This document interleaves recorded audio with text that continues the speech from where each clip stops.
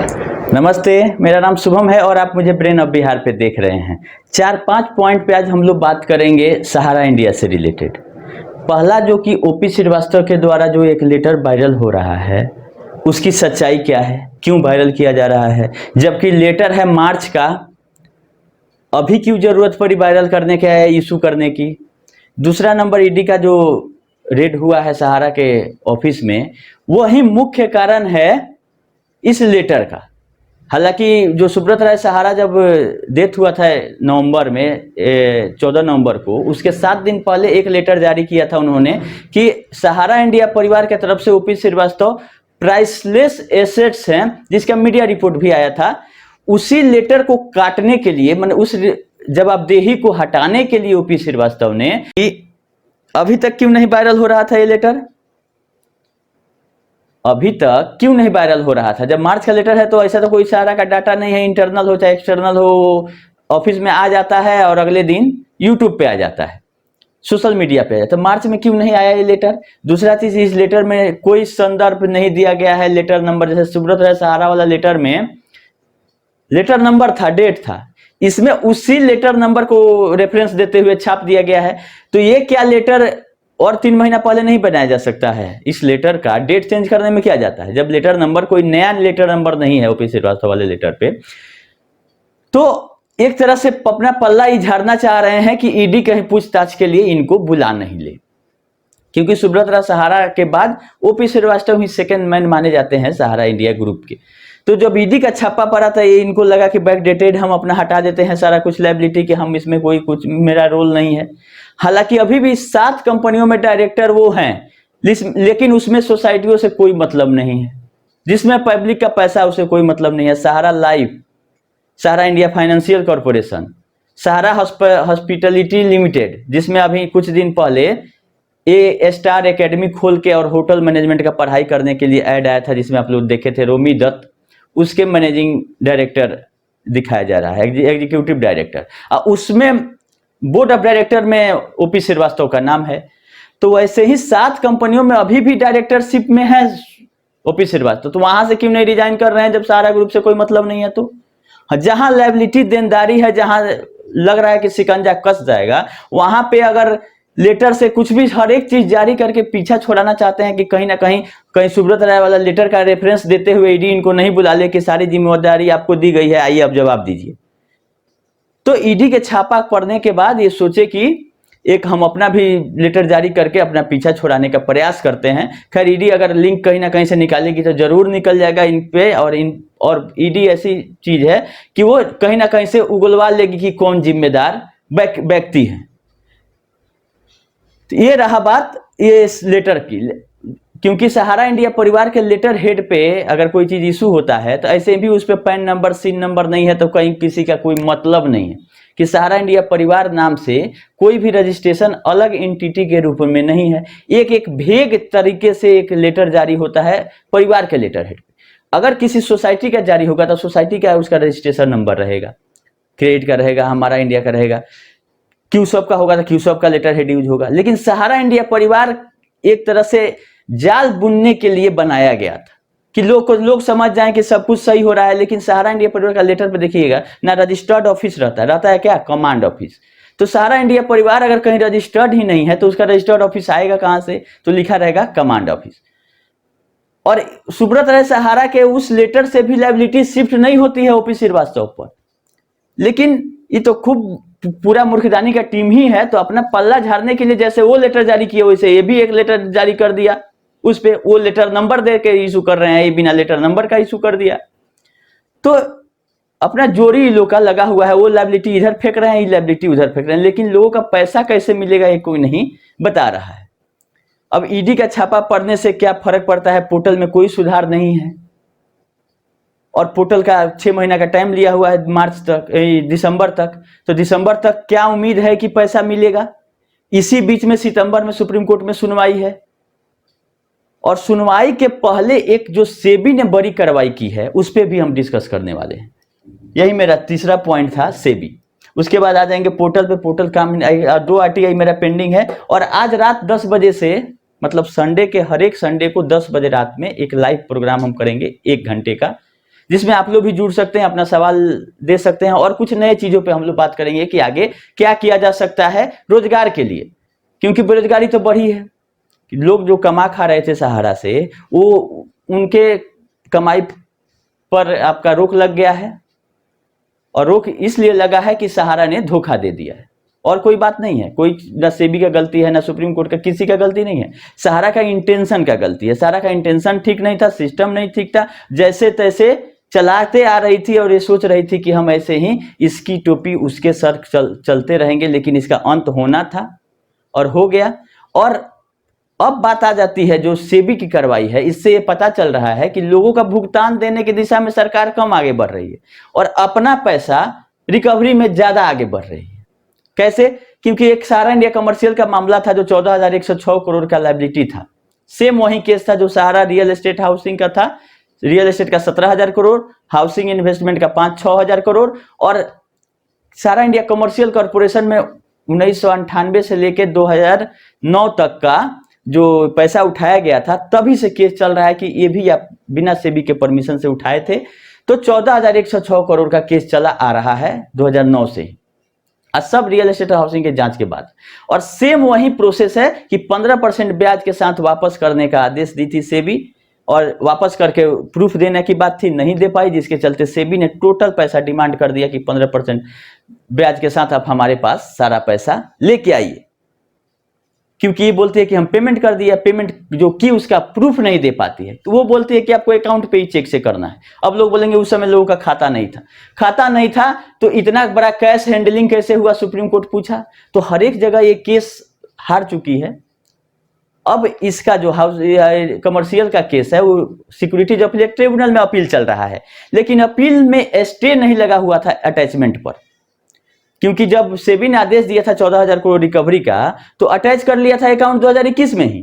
तो अटैचमेंट के बाद जो ये 2 जुलाई को लेटर इशू हुआ है, ये आरटीजीएस करने के लिए बोला गया है, रिकवरी करने का। अटैचमेंट से अगला प्रोसेस होता है रिकवरी। तो जो अकाउंट में इनके बैलेंस है म्यूचुअल फंड में, चाहे बैंक अकाउंट में, ये सहारा इंडिया कमर्शियल के और ओपी श्रीवास्तव और सुब्रत राय समेत 5 डायरेक्टरों का, इनके अकाउंट से मेल भी चला जाएगा कि इमीडिएटली ये आदेश दिया है सेबी ने कि जितना खाता में पैसा है रिकवरी अकाउंट में इसमें डाल दीजिए। सेबी के सहारा सेबी अकाउंट में नहीं, रिकवरी अकाउंट ऑफ सेबी, मतलब सेबी का रिकवरी हो गया और सरकार के खाते में चला गया पैसा। और 14,085 करोड़ अभी ड्यूज है। 14,106 करोड़ का मामला था जिसमें 20-21 करोड़ जमा हो चुका होगा, तो अभी नेट ड्यूज है 14,086 करोड़ प्लस इसका इंटरेस्ट 2009 से। इंटरेस्ट पेनाल्टी अलग है। तो हमारा जो अनुमान है कि ये टोटली व्यवस्था बनाया जा रहा है कि जो सहारा सेबी में पैसा पड़ा हुआ है वो पैसा सीधे सीधे सेबी के रिकवरी अकाउंट में आ जाए, और जिसमें एक आईए भी फाइल है सिक्योरिटीज अपीलेट ट्रिब्यूनल का, जो इंटरनल इंटरिम ऑर्डर हुआ था 2021 में, उसके अगेंस्ट में सेबी गई हुई है सुप्रीम कोर्ट। वो भी केस सहारा सेबी वाले मुख्य विवाद में टैग है। तो अगर रियल एस्टेट हाउसिंग का मैटर सॉल्व भी हो जाता है, सेबी बोल देती है कि ठीक है अपना पैसा ले लीजिए, तो फिर हाउसिंग वाले मैटर में 14,000 प्लस इसका इंटरेस्ट 25,000 से ऊपर हो जाएगा। तो टोटल पैसा रिकवरी अकाउंट में चला जाएगा, जो कि सेबी को दिख रहा है कि सीधे सीधे जो बैंक अकाउंट से जितना आ रहा है आ जाए, नहीं आएगा तो हम क्लेम पेश कर देंगे सेबी सुप्रीम कोर्ट में। और ये भी 25,000 करोड़ का जो कि रखा पैसा है सीधे सीधी मिल जाएगा, क्योंकि पोर्टल का जो 5,000 दे के व्यवस्था बनाया गया उसमें भी सहारा के सहयोग नहीं करने से लोगों का पैसा नहीं मिल रहा है, डाटा ही नहीं दे रही है। सारा डिफिशियंसी आ गया कि आपका गलत बॉन्ड है। तो गलत बॉन्ड है तो ईडी जांच कर रही है, जांच कर ले कि कितने लोगों का मैच्योरिटी पूरा हो गया जिसका भुगतान सहारा नहीं कर रही है। ये तो बात अब क्लियर हो गया है कि मैच्योरिटी पूरने के बाद भी सहारा भुगतान नहीं कर रही थी, जिसके चलते ईडी का छापा पड़ा है। तो अब जो पोर्टल पे ये सब आ रहा है डिफिशियंसी कि आपका मैच्योरिटी नहीं पूरा हुआ, डेथ क्लेम का कुछ नहीं कर रहे हैं, मल्टीपल मेंबरशिप है, ये सबको तो हटा देना चाहिए कि जब सोसाइटी ही खत्म है, ईडी सीधे बोल रही है कि मैच्योरिटी पूरने के बाद भी भुगतान नहीं कर रही है, तो हम मैच्योरिटी दिन के डेट का इंतजार क्यों करें। अभी तो तीनों नहीं, चारों सोसाइटियों को एक जगह करके और जितना पैसा उठा लिए हैं और मैच्योरिटी पूरे नहीं पूरे, मल्टीपल मेंबरशिप हो नहीं हो, सबका भुगतान देने का रास्ता निकालना चाहिए। लेकिन ऐसा नहीं हो रहा है। हो क्या रहा है, सेबी अपना रिकवरी कर रही है, एलडीए अपना जमीन कब्जा रहा है लखनऊ में, ईडी छापा मार के कैश लेके जा रही है, इससे पब्लिक के अकाउंट में अभी 1 रुपया भी नहीं आ रहा है। हाँ, इस पे कार्रवाई की जरूरत थी, जिसका डिमांड हम लोग मांग कर रहे थे, तो वो जरूरत थी, वो एकदम होना चाहिए और कड़ी से कड़ी इन लोगों को सजा मिलनी चाहिए, जितना इन लोग एजेंट और जमाकर्ताओं को परेशान किया है। और लमसम 1 लाख करोड़ पूरे इंडिया का प्रिंसिपल अमाउंट फंसा हुआ है, विथ इंटरेस्ट 2 लाख करोड़ से ज्यादा होगा। लेकिन अब जांच एसएफआई 3 साल से कर रही है। ईडी का जांच कब कंप्लीट होगा, कब इसका निष्कर्ष आएगा, या अरेस्टिंग का क्या आता है नहीं आता है, क्या ईडी अपडेट करती है, क्या बड़े बड़े लोगों को पकड़ा जाता है कि हाँ आप पैसा दीजिए। नहीं तो अभी सोसाइटियों का मामला सुप्रीम कोर्ट गया ही नहीं है। सोसाइटियों का मामला अभी आपका दिल्ली हाई कोर्ट से ही विड्रॉ है, इसका अलग केस चलेगा 5-10 साल, क्योंकि इसका लिक्विडेशन का सोसाइटी का ऑर्डर करेगी सीआरसीएस, उसको चैलेंज करेगी दिल्ली हाई कोर्ट में, दिल्ली हाई कोर्ट के ऑर्डर को चैलेंज होगा सुप्रीम कोर्ट में, इसका तो अभी 10 साल और लीगल में फंसा के रखेगी। तो हमको जो लग रहा है कि सितंबर के सुनवाई के पहले सेबी अपना दावा मजबूत कर रही है कि जो पैसा सहारा सेबी में पड़ा हुआ है उसको सीधे सेबी के रिकवरी अकाउंट में कर दिया जाए, क्योंकि पैसा देने के बाद भी पोर्टल भी सक्सेस नहीं रहा सहारा के फेल्योर से, सहारा के मिसमैनेजमेंट से, सहारा के गलत तरीके से पैसा उठाने से। क्योंकि मल्टीपल मेंबरशिप कौन दिया? सहारा ने दिया। बिना आईटीआर का 5 लाख से जमा कौन लिया? सहारा ने लिया। ये तो नियम कानून था, अब नियम कानून सीआरसीएस समझा रही है सबको। लेकिन सहारा ये एक्सेप्ट करे तब ना कि हमने मल्टीपल मेंबरशिप दिया। जैसे सहारा ने आज तक एक्सेप्ट नहीं किया है कोर्ट में कि हमने कन्वर्जन किया क्यूसॉप से सोसाइटी में या रियल एस्टेट से क्यूसॉप में। वो तो बोलिए कि एक तरफ हम भुगतान करते हैं, दूसरे तरफ हमको पेमेंट आता है, एक दूसरे से कहीं लिंकअप नहीं है। आईटीआर वाला जहां तक मैटर है, लोग समझाते हैं कि आईटीआर तो एक ही पैसा 2008 का अभी तक चला आ रहा है। तो 2008 से एक ही कंपनी में अगर चला आता पैसा तो उसको लिंक किया जा सकता था। लेकिन यहां तो कंपनी ही बदल गई, उसके बाद से कॉन्स्टिट्यूशन ही बदल गया। पहले कंपनी एक्ट की थी जो रियल एस्टेट हाउसिंग, वो फिर आई क्यूसॉप में, क्यूसॉप से स्विच सोसाइटी में। तो एक कंपनी रहता है तो लिंक किया जा सकता है कि आपका 8 का पैसा है 2024 तक वही पैसा आ रहा है। आप 8 का पैसा 12 में निकाल लेते हैं सहारा से, फिर 12 में जमा कर देते हैं, फिर 17 में निकाल लेते हैं, 17 में जमा करके फिर 24 में आ गए। तो अब तो आपको प्रूफ करना पड़ेगा, जब जब आप पैसा निकाले वहां से पेमेंट हुआ तो आपको आईटीआर दिखाना था। आज सोसाइटियों में नियम है कि 5 लाख से ज्यादा अगर जमा करते हैं आप तो आपको आईटीआर लेना चाहिए। तो ये तो सहारा ने बताया नहीं किसी को, लोगों को पैसा जमा करने से मतलब था, कमीशन से मतलब था। तो गलती कहीं ना कहीं तो हो चुकी है और इसको सहारा एक्सेप्ट करने के लिए तैयार नहीं कि हमारे एंड से हुआ, कि हमने मल्टीपल मेंबरशिप। वो तो कहेगी कि इनकम टैक्स बचाने के लिए एक ही मेंबर 10 मेंबरशिप लेके बैठे हुए हैं। क्या प्रूफ है कि सहारा ने दिया? आपको तो अपना भी रिस्पॉन्सिबिलिटी बनता है कि हम मल्टीपल मेंबरशिप नहीं ले, जो फॉर्म पे साइन कर रहे हैं उसको पढ़ें कि इस सोसाइटी के हम पहले से मेंबर हैं कि नहीं है। तो ये सारी चीजों को उलझा के छोड़ दिया है सहारा ने, और ऐसा उलझाया है कि जो कि इतना जल्दी सॉल्व होने वाला नहीं है। हम लोगों का डिपॉजिट जो है वो एक तरह से एनपीए हो चुका है। अब इसमें रिकवरी कितना होता है ये देखने वाली बात है। बैंक का लोन एनपीए होता है अगर 90 दिन तक आप ब्याज नहीं भरते हैं तो। उसी तरह से हम लोग का डिपॉजिट एनपीए हो चुका है। अब एनपीए होने के बाद रिकवरी चलता है और रिकवरी का प्रोसेस लंबा रहता है। तो देखने वाली बात है कि इस एनपीए जो बोलते हैं हम लोग का डिपॉजिट जो एनपीए हुआ है उसका रिकवरी में कितना टाइम लगता है। सब लोग अपना अपना पल्ला झाड़ रहा है कि गलती किसके एंड से हुआ। हम लोग अपडेट दे रहे हैं कि ऐसे हुआ, लेकिन भुगतान तो नहीं हो पा रहा है। पैसा भी रखा हुआ है और सिस्टम भी सब कुछ सही बना, ट्रांसपेरेंट केवाईसी के साथ लोग लेने के लिए तैयार है कि हमारा पैसा है। जो बात हो रहा था कि ब्लैक मनी है, तो ब्लैक मनी भी साबित करवाना सहारा का ही खेल है। कि रियल एस्टेट हाउसिंग का पूछा गया कि किसको आप पैसा दिए, केवाईसी लाइए, उसका अकाउंट डिटेल लाइए, तो नहीं हम कैश में दे दिए। तो कैश में वैलिड है नहीं, कभी भी आप 20,000 से ज्यादा कैश में भुगतान नहीं कर सकते हैं। इसका तो जैसे के तैसे चल रहा था सिस्टम।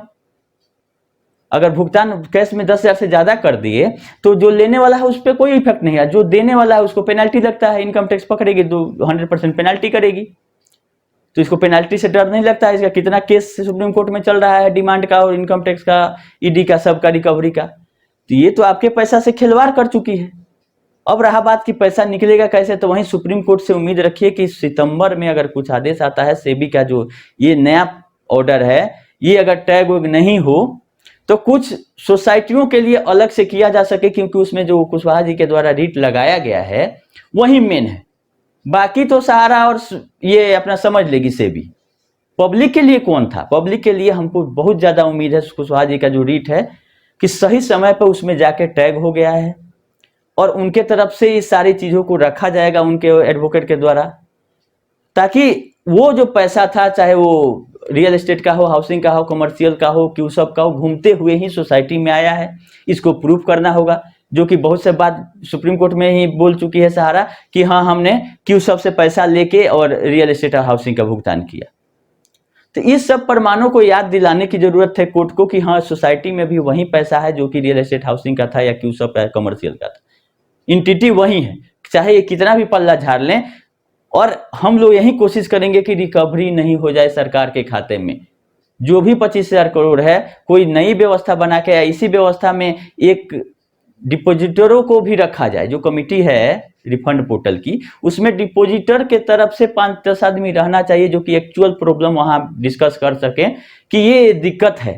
मल्टीपल मेंबरशिप क्या किया जा सकता है उसका जब मिल गया है तो। लेकिन आज तो जो मल्टीपल लिया वो तो एक आधार से लेने के लिए पैसा तैयार है कि हम ही हैं, भले 5 मेरा है।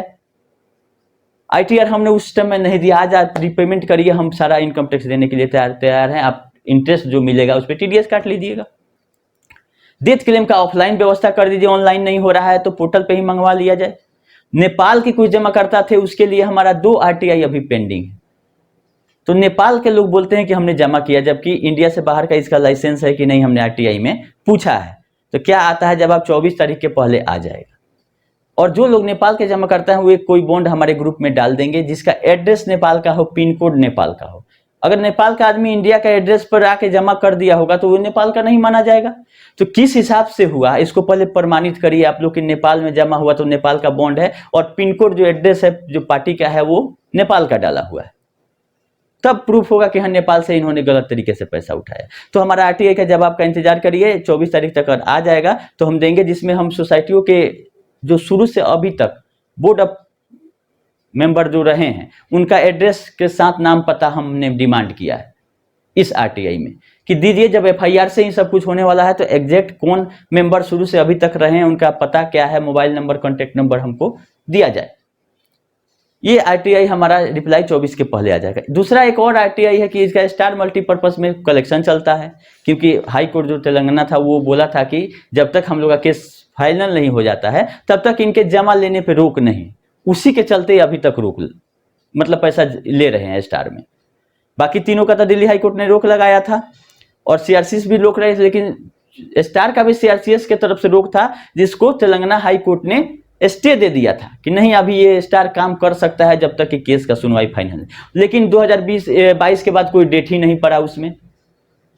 जबकि सुप्रीम कोर्ट का जो ट्रांसफर पिटीशन था CRCS का, उसमें ये बोला गया कि 6 महीना के अंदर, 20 मार्च को एक आदेश आया था कि 6 महीना के अंदर इसका डिसीजन दिल्ली हाई कोर्ट कर दे और तेलंगाना अपने हाई कोर्ट अपना केस का कर दे।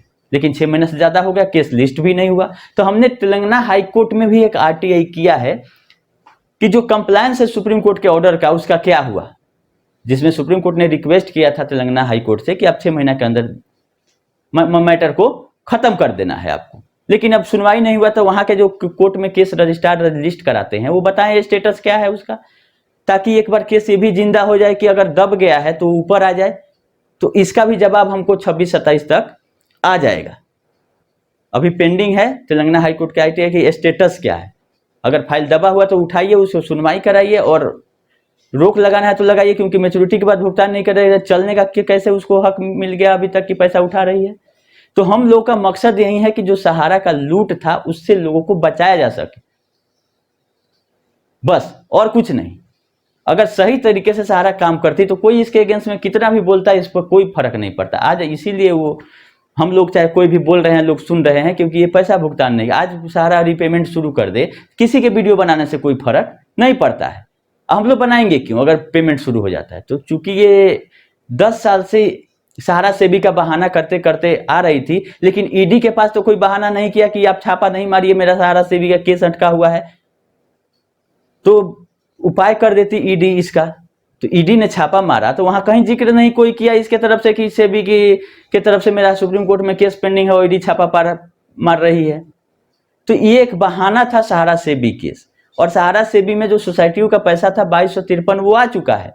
अब बचा पैसा ये सरकार के खाता में जाता है या सहारा के पास वापस जाता है, ये सितंबर में डिसाइड होगा। खैर जैसा होगा कोर्ट का अपडेट तो हम लोग देते रहेंगे, लेकिन हम लोग अब आगे चलते हैं कि लाइव हम संडे को करेंगे, हर एक संडे को रात्रि 10 बजे, जिसमें आप लोग भी जुड़ के अपना सवाल उठा सकते हैं, जिसमें हम लोग अब नए चीजों पे बात करेंगे कि सहारा का जो होना था वो हो गया, अब रिकवरी से जो प्रोसीडिंग आएगा वो कितना % मिल पाता है देखने वाले पे, क्योंकि आगे चलने का दूर दूर तक कहीं उम्मीद नहीं है, क्योंकि आगे ये तभी चलेगी कि जब पिछला भुगतान होगा तभी कोई काम करेगा, और जब बिना पिछला भुगतान का अगर कोई काम कर रहा है तो मूर्खदानी है। उससे बड़ा मूर्ख दुनिया में आदमी नहीं हो सकता है कि पिछला पैसा कोई लेके बैठा हुआ है और उनका भी लेके बैठा हुआ जो मूर्खदानी पे आज आगे अपना चमचाई करेंगे, सबसे ज्यादा उनका फंसा हुआ है। लेकिन उसके बावजूद भी अगर आप नहीं अपने आदत से बाज आ रहे हैं तो उन पे छोड़ दीजिए, और हम लोग एक नए काम के लिए शुरू करते हैं, क्योंकि हम लोग फाइनेंशियल आदमी हैं और जो काम किए हैं इसी लाइन में कुछ ना कुछ करने के लिए हम एक टीम बना रहे हैं, जिससे में हम लोग क्या आगे कर सकते हैं, जो भी लोग बेरोजगार हुए हैं उनके लिए, या तो किसी बड़े कंपनी से को हम लोग अप्रोच करें कि हम लोग के लिए सहारा के जैसा कोई व्यवस्था दे, लेकिन ट्रांसपेरेंट दे, इसकी तरह लुटेरा व्यवस्था नहीं दे, या हम लोग अपना कुछ खोलें, चाहे कंपनी खोले, चाहे सोसाइटी खोले, चाहे कुछ भी खोले जो कि फाइनेंशियल काम करे। सहारा का सब सिस्टम ठीक था सिवाय उसके इंटेंशन के, तो साफ इंटेंशन ट्रांसपेरेंसी के साथ कुछ किया जा सकता है तो वैसे लोग जुड़ेंगे ग्रुप में।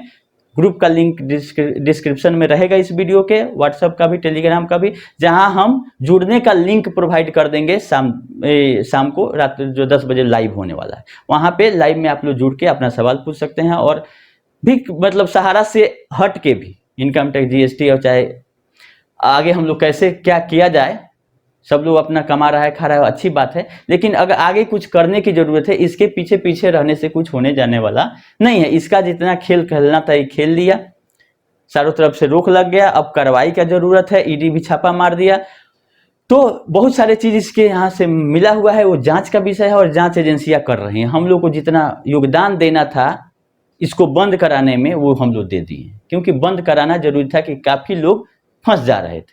जब लोग नहीं फंसते तो बंद हम लोग क्यों कराते, लेकिन हम लोग जान रहे हैं कि ये गलत कर रही है तो बंद कराना जरूरी था, जिसके लिए हम लोग को इतना मेहनत करके इसको बंद कराना पड़ा, नहीं तो ये और लोगों को लूटता भी 1 लाख करोड़ 5 लाख करोड़ मार्केट से उठा लेते, उसके बाद क्या होता। तो ये चक्र इसका रोकना जरूरी था, जो कि अब रुक चुका है और आगे चलेगा भी नहीं, इसका 200% गारंटी है। कितना भी ज्ञानदानी मूर्खदानी आके संडे को 4 घंटा लोगों को बलगला ले, जिसमें 4 मिनट भी भुगतान पे बात नहीं करेंगे। ई स्कूट पे भरमाने के लिए एक आते थे शंकर दास, याद करिएगा, कोलकाता से, लगते थे कि फाइनेंस मिनिस्टर है, भाग गया वो भी आदमी। तो जो लोग भरमाया वो भाग गया, और अब तो ईडी के डर से हमको लगता है कि और भी कुछ लोग भागेंगे, क्योंकि हो सकता है कि ईडी इन लोगों पे से पूछताछ कर दे कि आप लोग क्या जानते हैं सहारा के बारे में, लाइए कितनी कंपनियां हैं, क्या क्या किया। खैर जो अपडेट रहेगा वो तो हम देते ही रहेंगे। अभी आज से लाइव में आप लोग कोशिश करिएगा जुड़ने के लिए, 10 बजे रात में, हर एक संडे को केवल होगा 1 घंटे के लिए। कोशिश रहेगी कि आप लोगों का प्रॉब्लम कुछ सॉल्व किया जाए, कुछ हमारे पास जानकारी है या जिनके पास कुछ जानकारी है वो वहां जुड़ के अपना मेरे चैनल पे दे सकते हैं। अभी के लिए इतना ही, धन्यवाद।